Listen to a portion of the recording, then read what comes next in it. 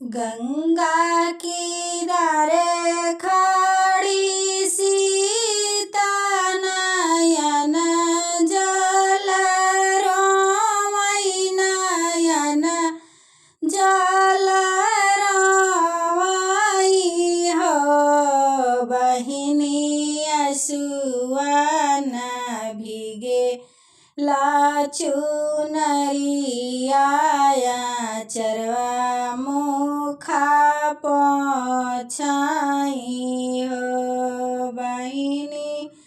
आंसुआ न भीगेला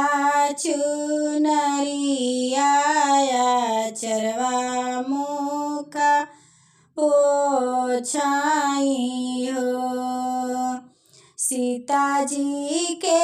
देखई रुदनवा की गंगा माई पूछई की गंगा माई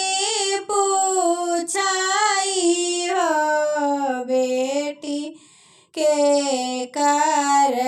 हो तू बारी दुलारी हो बेटी कवन दुखा तू ही रोवत हम के बतावो राजा जनक जी के नी बेटी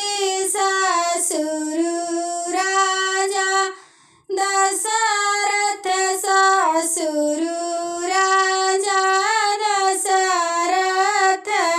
हो मैया स्वामी हमारो जगत कई पालन चारण अनुमानित हो मैया स्वामी हमारो जगत के पालन चारण अनुमानिति हो जाने कवन गुनावा की जंगल पठाए की मोहे बना भेजनी हो मैया पिया के भी योगा हमारो यन नयन जाला बरसाई हो मैया पिया के वियोगे हमारो यन नयन जाला बरसाई हो कवन उपाया बताऊ त्योई दुखवा मिटवा त्योई दुखवा मिटवा त्यो हो मैया पानी लहरिया बढ़ाऊ त्योई दुखवा मिटवा त्यो मैया नीला हरिया बढ़ाऊ त्योई दुखवा मिटवती हो यतनी बाचनी सुने गंगा मैया सिया के सामु जावई सीता के समझावई हो बेटी कोखिया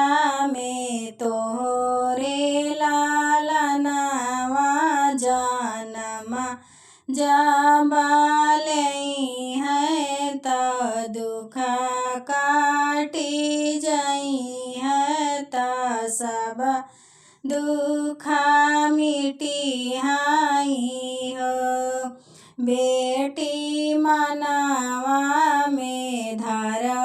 तू ही धीरज दुखा सब कटी जई है हो। 8वां महीना मई के बीतत नमाए में लागत हो।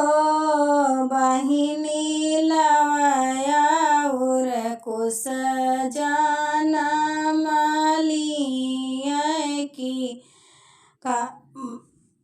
बहिनी लवा कुशलिहाले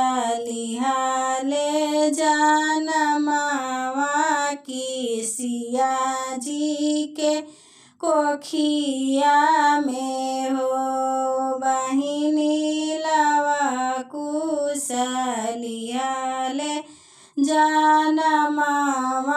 की सिया जी के कोखिया हो। रामा सिया जी दुई होरीला खेलावै जगत यस गावै जगत यस